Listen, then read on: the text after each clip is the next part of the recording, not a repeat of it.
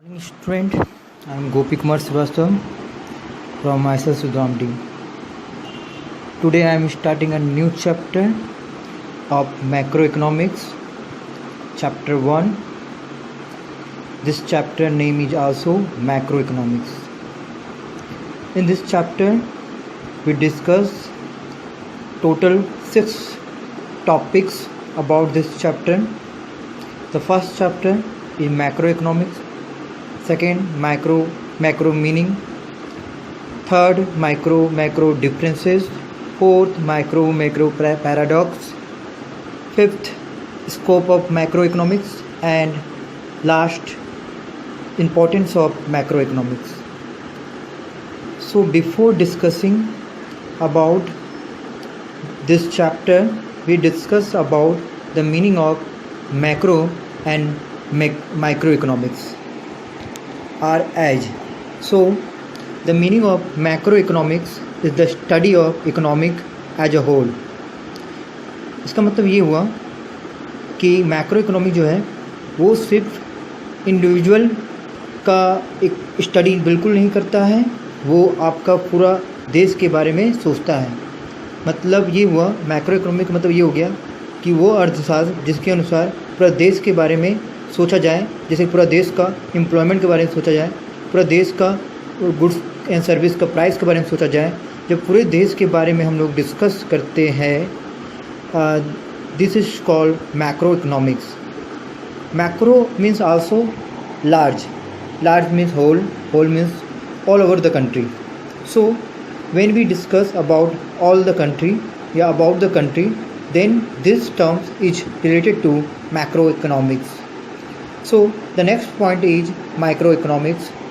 Now we are discussing about macroeconomics is the study of the individual firm and the effect of individual decision. Employment, interest rate, inflation, GDP fall into the macroeconomics. आपको बता दें micro के बारे में, micro economics के बारे में कि माइक्रो इकोनॉमिक्स मतलब स्मॉल होता है और मैक्रो इकोनॉमिक्स मीन्स लार्ज होता है. मतलब कि माइक्रो इकोनॉमिक्स में हम लोग इंडिविजुअल के बारे में जानते हैं कि एक इंडिविजुअल व्यक्ति का डिमांड क्या है या सप्लाई क्या है, पर मैक्रो इकोनॉमिक में हम लोग पूरे देश के डिमांड और सप्लाई के बारे में जानते हैं. तो यही डिफरेंट है कि माइक्रो मीन्स स्मॉल हो गया और मैक्रो मीन्स लार्ज हो गया.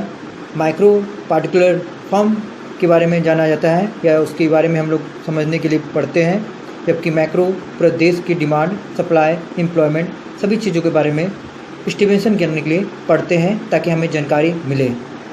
सो discussing about micro and macro economy we have differences. If you understand about the differences of micro and macro economics, then you can classify this two term in very well manner. Let's understand this topics difference. The first difference is individual market. Market economics has individual market.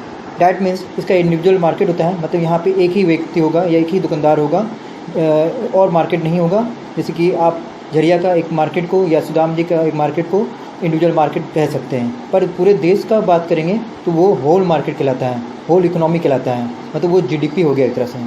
Second जो point है the effect on the price of goods.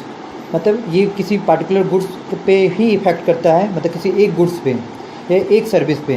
पर macro economic क्या करता है, वो inflation मतलब general price level पर ध्यान देता है कि पूरे देश में गुड्स का दाम कितना बढ़ा. ठीक है, तो माइक्रो का मतलब हो गया सिर्फ एक गुड्स का या एक जगह में गुड्स का दाम कितना बढ़ा. मैक्रो इकोनॉमिक में हो गया पूरा देश में गुड्स का दाम कितना बढ़ेगा. तो ये जो डिफरेंस है ये आपका माइक्रो एंड मैक्रो को डिफाइन करता है. इंडिविजुअल लेबर मार्केट, यहाँ पे मतलब इंडिविजुअल लेबर मार्केट मतलब क्या, हर इंडिविजुअल का मतलब कि वहाँ पे लेबर बहुत ही इंडिविजुअल है या बहुत कम है या किसी एक जगह के बारे में बात कर रहे हैं. बट जब हम लोग एम्प्लॉयमेंट और अनएम्प्लॉयमेंट के बारे में डिस्कस करते हैं, डैट मीन्स हम लोग पूरा देश के बारे में डिस्कस कर रहे हैं कि पूरा देश में कितना रोज़गार मिलेगा. फोर्थ पॉइंट है इंडिविजुअल कंज्यूमर बिहेवियर, कि एक कंज्यूमर का बिहेवियर क्या है, मतलब उसका डिमांड क्या है, उसका सप्लाई क्या है. ठीक है, सप्लाई तो उसका होता नहीं है, ठीक है, तो उसका डिमांड ही होगा. एग्रीगेट डिमांड, मतलब जब माइक्रो पढ़ेंगे तो उसमें इंडिविजुअल डिमांड होता है, मतलब कोई एक व्यक्ति ही डिमांड करेगा. But when we discuss about the macroeconomic, then we discuss about the whole demand of the country. That means aggregate demand. तो एग्रीगेट डिमांड मतलब पूरा देश का डिमांड होता है. और उसके बाद लास्ट जो पॉइंट है वो सप्लाई ऑफ गुड्स है, और उसमें है आपका मैक्रो में production capacity of economy. So we discuss about this differences. Now we discuss the next point, macro and macro paradox. It is true for an individual is not true for the economy as whole. मतलब जो individual के लिए या micro के लिए जो true होता है वो मैक्रो के लिए ट्रू नहीं होता है. जैसे आपको एग्जांपल देते हैं, जैसे माइक्रो इकोनॉमिक लेते हैं. इंडिविजुअल अगर सेव और इन्वेस्ट करता है, इंडिविजुअल सेव और इन्वेस्ट, मतलब अगर मैं पैसा बचाता हूँ तो या मैं इन्वेस्ट करता हूँ तो उससे क्या होगा, मेरा ही इनकम बढ़ेगा. पर अगर पूरा देश सेव करता है, ठीक है, जो मैक्रो लेवल पे बात हो गया, तो क्या होगा, कंजप्शन एक्सपेंडिचर घट जाएगा. मतलब अगर पूरा देश के लोग सब भी पैसा बचाने लगे तो खर्च नहीं करेगा. इससे क्या होगा, कंजप्शन एक्सपेंडिचर घटेगा, खर्चा घटेगा, और खर्चा घटेगा तो डिमांड घटेगा, डिमांड घटेगा तो इन्वेस्टमेंट घटेगा, और इन्वेस्टमेंट घटेगा तो देश का इनकम भी घट जाएगा. This is micro and macro paradox. Okay, this chapter is completed. Part 1 thank you, and PDF is also given with this video. Make sure you all write about this PDF and learn it also. Thank you. Morning student, I am Gopi.